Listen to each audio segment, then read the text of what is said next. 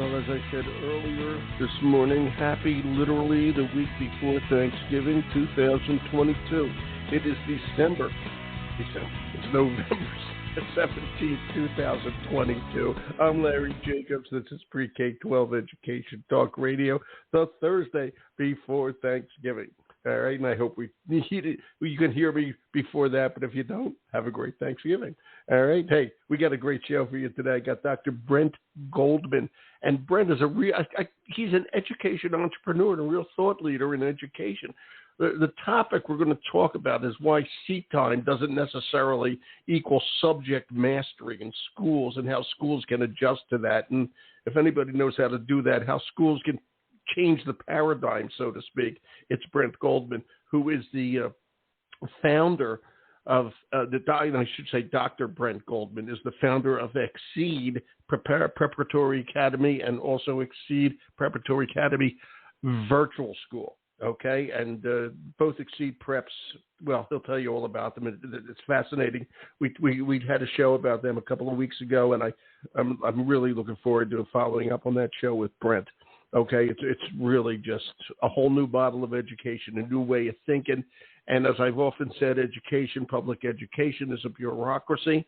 It does a great job, but it can always change, but it's very hard to change a bureaucracy. Okay, and that's why I couldn't wait to talk to Brent today. We're going to archive the show over at ace-ed.org. Did I mention I'm Larry Jacobs? Pre-K-12 Education Talk Radio.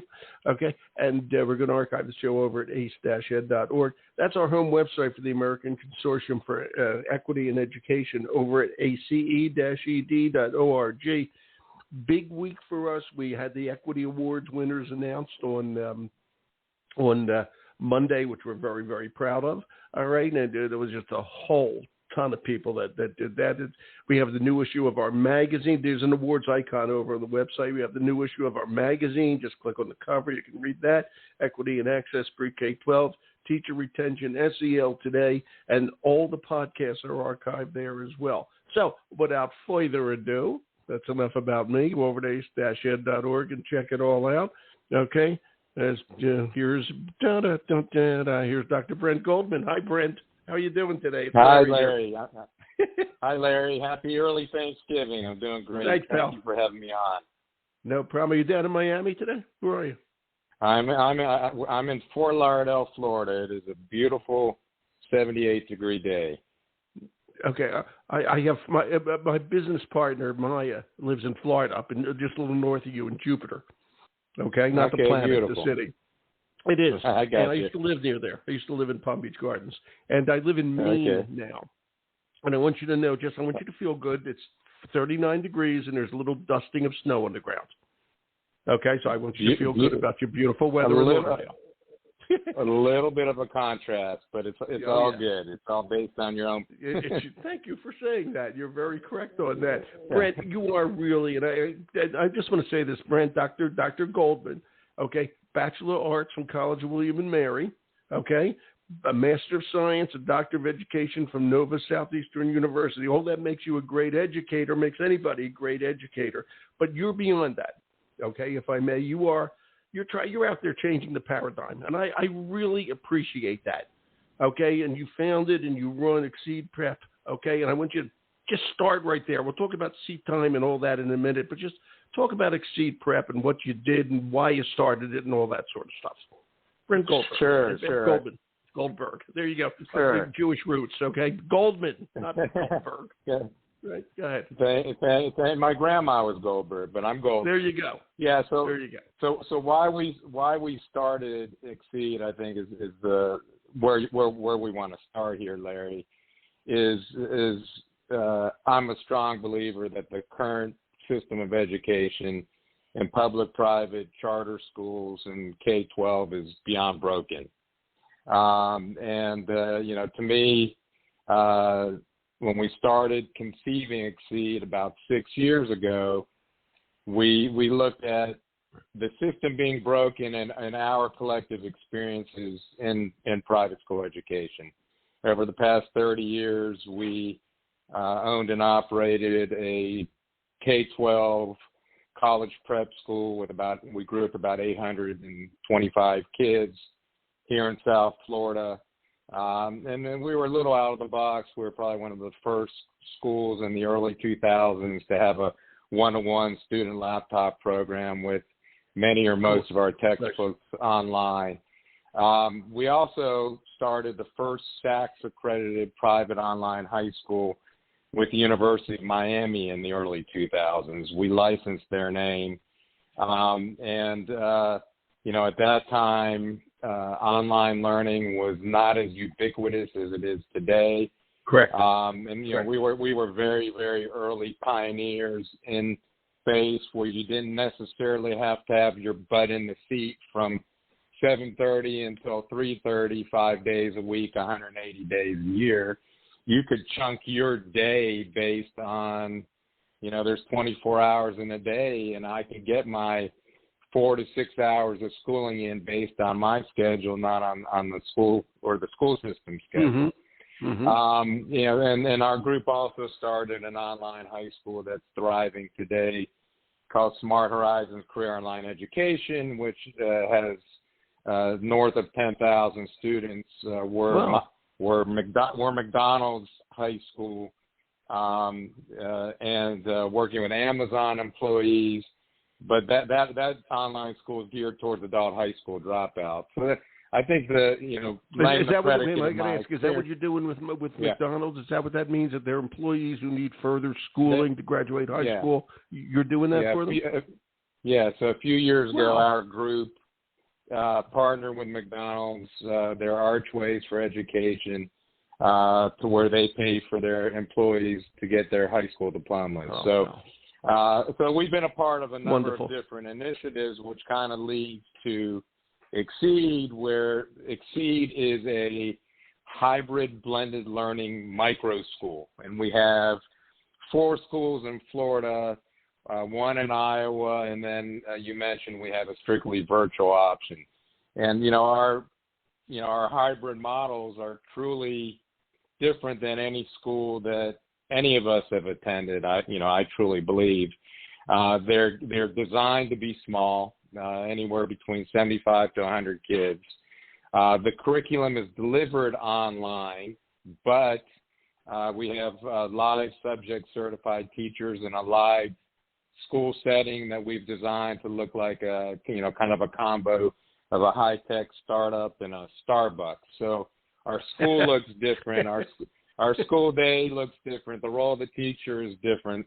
And the secret sauce is basically, that kind of leads into the seat time piece of it, is the student creates their own daily schedule based on their learning needs and or special talents. So each student's daily schedule, where at the traditional school model, it's prescribed for us. It's 7:30 to 3:30, 7 periods a day. I have algebra every day. First period, I have English every day. 7th period, I'm told when to go eat lunch. I'm told when the class ends and when the next class begins.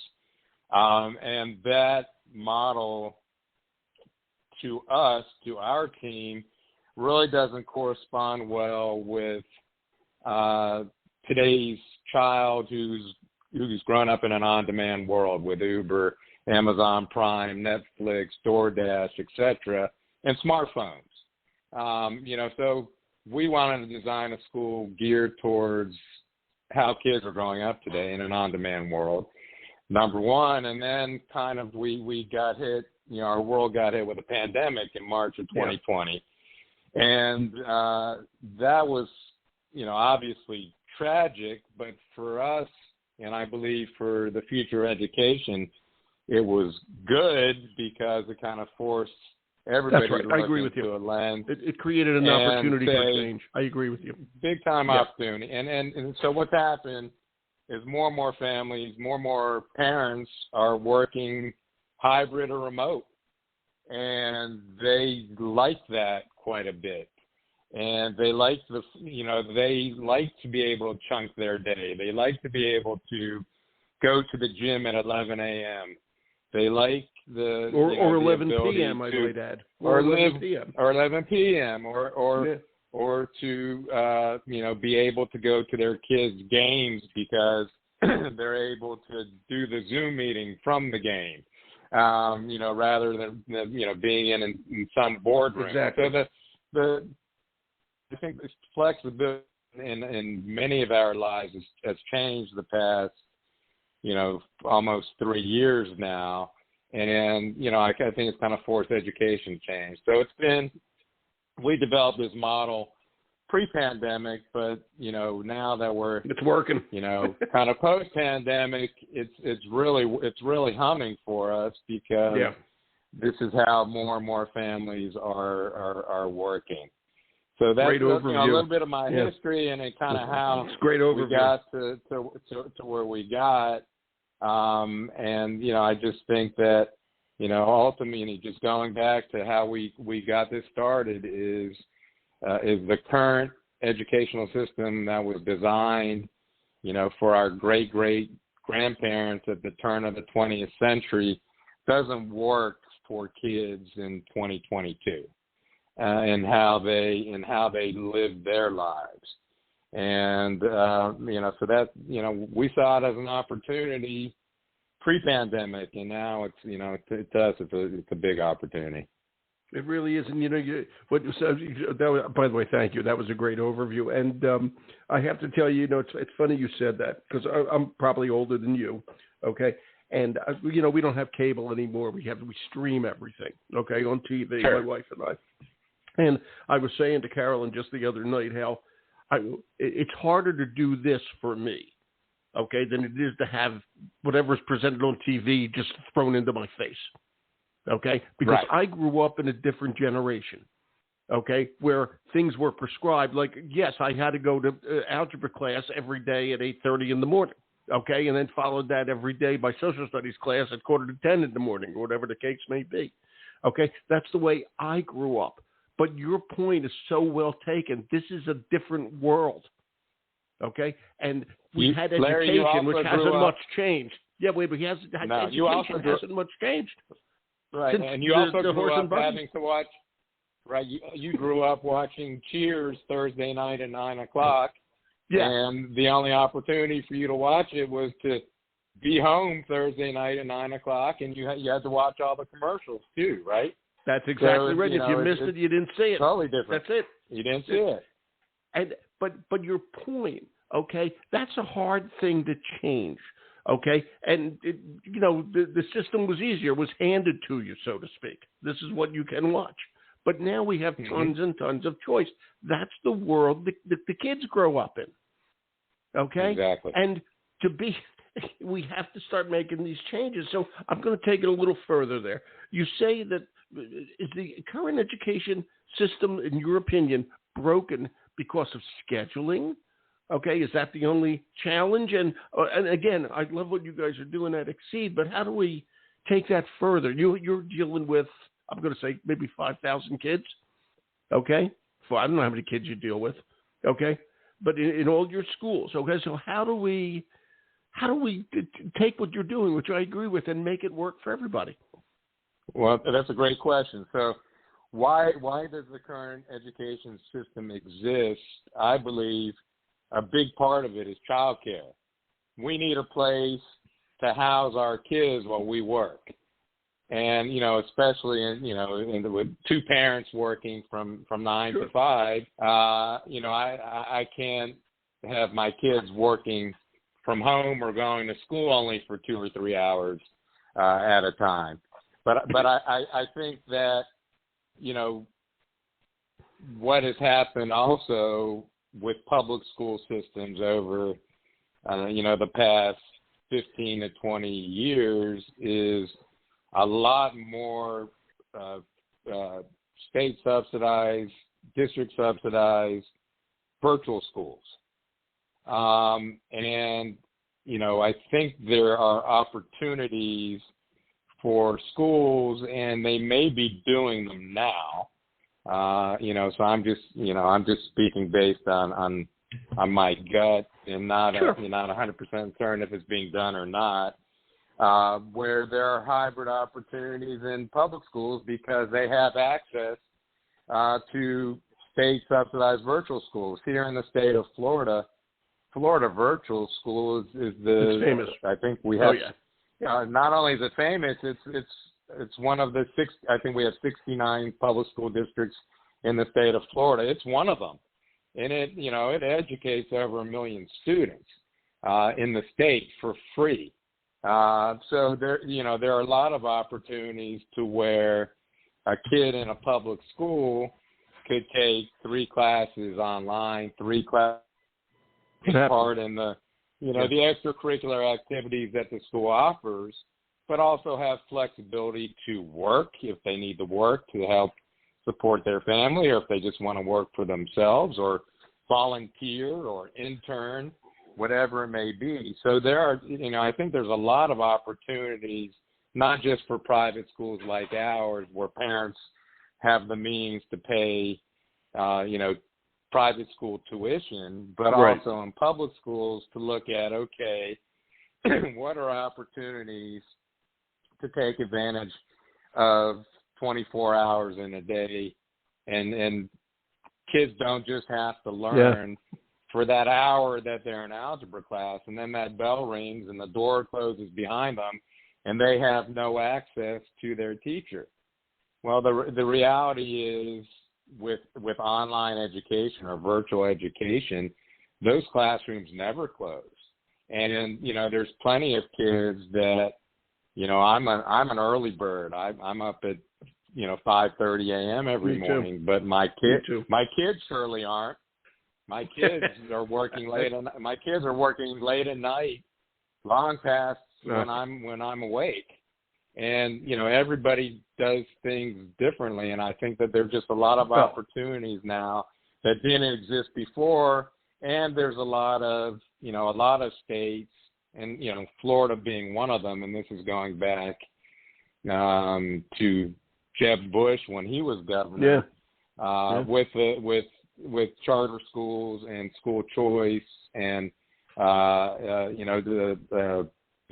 school magnet schools that give school operators freedom to come up with different paradigms of school models I got to ask you, Brent, what grade? I know two things. I'm going to ask a two-pronged question. What grades do you see this working at best? Do you see it working K-12 best, or should something like this start in 6th grade, which is another way to look at it? And B, the other thing is, and again, believe me, I understand remote learning, virtual education, et cetera. But if we do that 100%, okay, we lack the socialization side of school, which is very important. You would certainly agree with that. Talk about those two things. I agree 100%, and I know that's you why a big part of our model is hybrid, where you're getting kind of your cake and eating it too. You're getting the best of both worlds. But I would also argue with you, Larry, or disagree with you that for many kids, the strictly virtual, and I think a lot, during the pandemic, there was a lot of negative press towards remote learning. And much of it was because schools weren't equipped over a weekend to totally change how they deliver their curriculum. Right, and they did, considering everything with no warning. Yeah, they did a pretty damn good job. And basically, what they created wasn't virtual schools; it was synchronous, remote schools where kids logged on to Zoom and listened to their teacher's lecture. And the kids had their cameras off and may or may not have been paying attention and might have been sleeping and who knows what. That's not what I'm. So that was the negatives of remote learning. The positives that I believe happened were there are thousands of kids across this country that for the first time said, "Hey, I can do well in school. I don't have the pressure, social pressures, the bullying, I'm afraid to raise my hand because I'm going to get picked on or made fun of. the social pressures that come with middle school and high school. I don't have to worry about that anymore. So I agree with you 1,000%. The socialization is very, very important. The being around other children and their teachers is very, very important for most kids. But a large segment of kids, for the first time, said, hey, how it's been done for the past 100+ years doesn't work for me, and this finally does. Longer than 100 plus, my friend. Longer than 100 plus, as you well know. Yeah, right. Absolutely. So, I think that there are many more options now available to different types of kids and different types of learners, which I find encouraging. That that didn't happen before, and I think that even small things came out of the pandemic where I don't have to schlep into my kid's school to have a parent conference. I can do it on Zoom. Good. I don't have to schlep in to meet with a college advisor. I can do it on Zoom. And, these little things are important. And, I know my son just graduated high school last year. Oh, congrats. Good. He was having club meetings on Zoom at 9:00 at night. That never happened before. The club meeting was during the school day or after school. So all these little things I think are improvements that came out of it. Maybe not radical paradigm shifts, but I think the schools have realized that radical is relative. Right. I got to tell you, there's different ways. Oh, sure. There's different ways that we can do business. And you said something before that just struck me for years, and this is research that has been around for years, and nobody disagrees. Especially teenagers, they need more sleep. Yet we rouse them out of bed at 7 a.m. to get to school on time. Okay, and we know that if the school starts later, the kids do better. We know that. That's not even up for argument. All right, and when you can set your own schedule and start your day at 11 o'clock rather than 8 a.m, okay, and work till 6, so to speak. Okay, this is something that's extremely important. Okay, and child care aside and all that, schools know this. And this is an opportunity to kind of make that happen. I do agree with this, but I have to ask you something. You often speak. I have this note here down at the Nova Southeastern down there at the Abe Fischler College of Education. Was that Fischler who tried to get all the teachers training all the same, right? Same Fischler? Yeah. Well, I don't know if it's the same one, but he's pretty renowned in the field of teacher training. I think it's the same one. The famous man. Nationwide. Correct. Yeah. This is the old days when medical school. Some of them didn't teach you how to use a stethoscope, and then they'd graduate you as a doctor. You got to make it all the same. But at any rate, okay, when you go down there and you speak to teachers, future teachers, education professors, I'm sure they're all listening to you as you speak. Okay, what's their reaction to what you say about all this?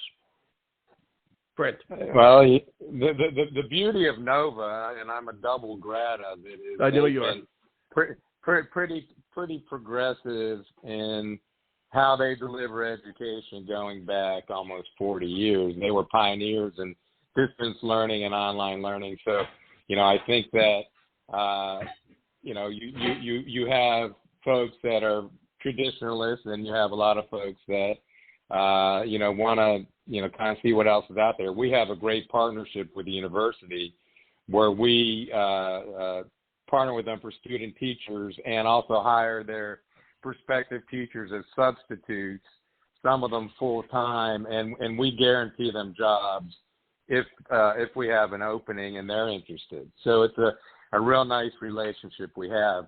Larry, I'd like to go back to the sleep thing, if you don't mind. Well, be my guest. Because that's a huge stickler with me. And by the way, the guy I was thinking of was Flexner, not Fischler. So your Abe Fischler, I'm sure is famous, but I was thinking of Flexner. Yeah. Sorry. Okay, Abe Fischler is a legend in teacher ed. So, anyways, thanks. I appreciate that. Sorry for the mix-up. It's okay. 21-year-old and 18-year-old, and the sleep is. Obviously there's research out there, lots of research out there on sleep, and As a parent of kids that age, I can tell you that when you're doing homework until midnight and then you have to be up at 6 o'clock to go to school, you're a zombie. It's not healthy. So there's two issues here. It's homework and sleep. And I think they're both kind of make major problems with the there's current a third model. issue of passing that algebra test at 8:15 in the morning. That's the third issue. Well, absolutely. And I think that why does school start at 7 o'clock for these teenagers? Busing is a huge part of it.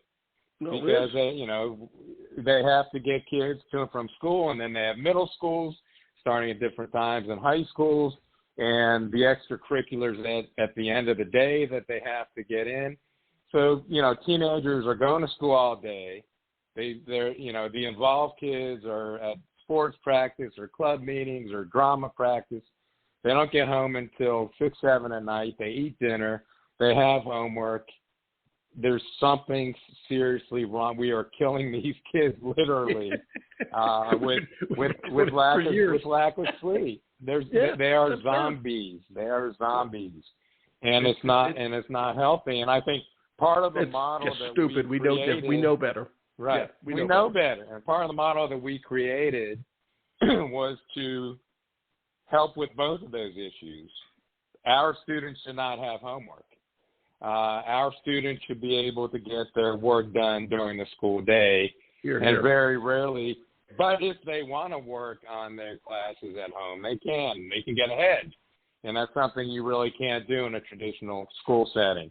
Number two, because I can create my own schedule, everybody's got different, like I said, I'm an early bird. I would have loved to be done with school at noon. And, most teenagers aren't like me.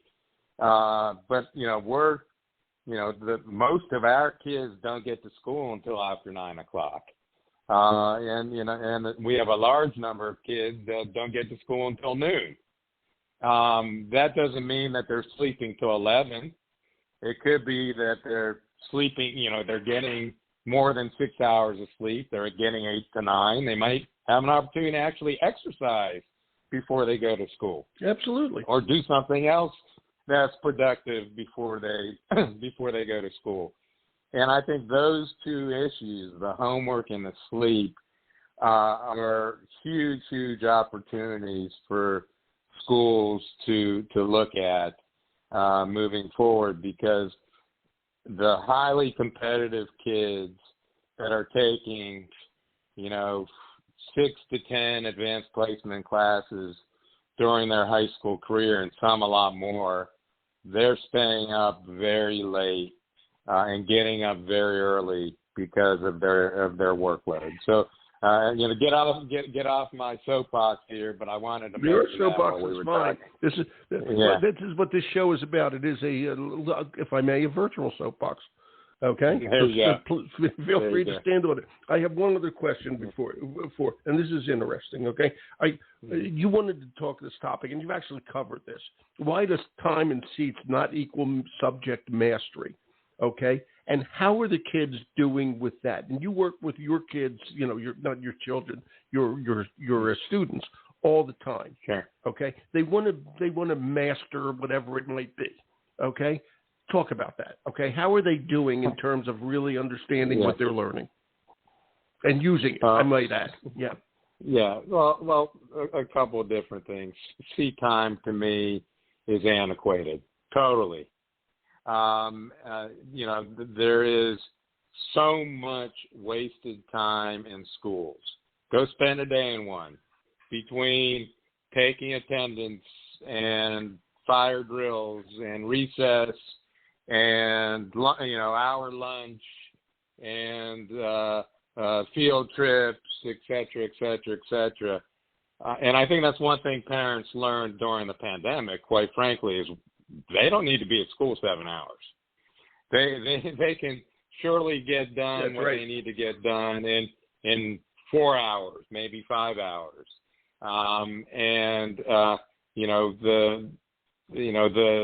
I think that's one major piece of it. And I think too that there's 24 hours in a day, Larry. We can chunk those 24 hours however we want. Right. So to me, going back to the traditional schedule with algebra being 15 minutes a day, 5 days a week, the bell rings, and that's it for algebra. To me, the beauty of our model is I can come to school today and say, you know what, I can do my English on my own. I struggle more with algebra too. And during my 4 hours on campus today, I'm going to focus on that. Mm-hmm. I might have one question for my English teacher, maybe in an essay prompt or something to help me get going on my my reflective essay or whatever it may be. But I'm struggling with algebra too. And so there's no other model that says, hey, I can do that, and I have the freedom and flexibility to do that. So to me, we're not taking advantage of the 24 hours in a day. We're not allowing our kids to chunk their time. We're not giving our kids freedom to work on what we want to work on. We don't give our students pacing opportunities. In a traditional classroom, everybody is on the same pace, no matter what your ability is. Even in a tracking situation, if you're in an honors class, you still have kids on the traditional bell curve. You have really bright kids, and you have kids that are struggling, and you have the kids in the middle. But the teacher sets the pace. I can't move ahead if I'm really bright, and if I'm struggling, I probably can't get the support I need to improve my grade in that class. So the seat time piece to me is crazy, and it all comes back to the design of our education system that doesn't work for today's kid. It's just not flexible enough. You still need to be able to get your work done. And it's still going to take a certain amount of time to get your work done. But it shouldn't be, I shouldn't have to sit in a seat for 7 hours a day to get that done. You're right. And there's actually another point to what you're saying, and I was thinking about this as you were talking. We always use the term getting kids career ready. All right? That's what K-12 is all about, getting kids career ready. Sure. But if you set up a school day from, I'm going to say 8 to 3, you are getting them ready for working 9 to 5. Okay? And schools were set up so that, people would enter the workforce. Okay? And be, set on a time schedule. Everybody worked 9 to 5 or whatever your shift was. All right? And that's when you got the work done. But you said this at the beginning, and it's true. Parents aren't working that way anymore. They're home. A lot of people are home. The offices are home. Okay, look at downtown real estate if you don't believe me. And that's the world that these kids are going to get into. So we've got to train them differently, okay, and use the time differently. If our goal is to make these kids ready for adulthood and work, so to speak, okay, we've got to make sure that they understand we've got to do it differently from the beginning. You're a thought leader, my friend. I love talking to you. This was great, Brent. We got to go. I apologize for that, but I appreciate it, Larry. Very nice. I appreciate it. Thank you for having me on, and it was very nice speaking with you. Thank you. It's been a pleasure on my end, too, and enjoy that beautiful weather down there, okay? Thanks, you. Have a great day. Bye-bye. You too. Bye-bye. And that's Dr. Brent Goldman, okay, at Exceed, that's with an X, Exceed, Xceed, prep.org. Good stuff. Really good stuff. All right, and we're going to archive over at ace-ed.org. Everything we do is over there. My name is Larry Jacobs. This is Pre-K-12 Education Talk Radio. Thank you so much. We got a show to do tomorrow morning. It's going to be great. All about competency-based education. Speaking of that, I'm Larry Jacobs.